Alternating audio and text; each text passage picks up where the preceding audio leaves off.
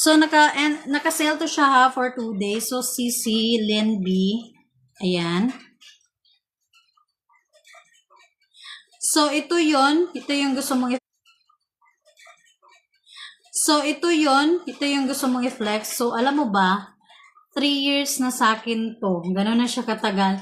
And sa tuwing nilalabhan ko to siya, is, ang tawag nun, is nilalagay ko siya sa washing, pero tignan nyo naman, hindi pa rin nade-deform. Actually, 1 bako lang to siya ha.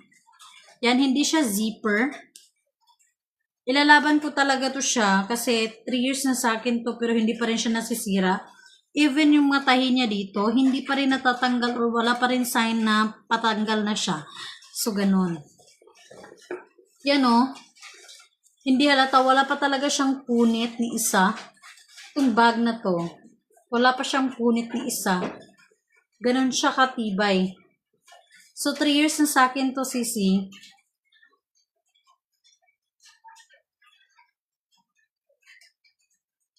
3 years na sa akin to, pero maganda pa rin, nandun pa rin. Kung mahilig lang kayo sa ganitong bag ha, medium size to.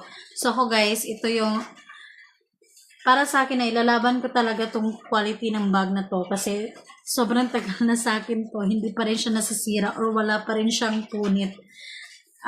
Ito talaga yung daily use ko, ginagamit ko talaga to tuwing nag-duty ako noon. Ito talaga yung ginagamit ko. And though itim na yung pinili kong kulay, pero nilalabhan ko pa rin to. Siguro, hindi ko na mabilang.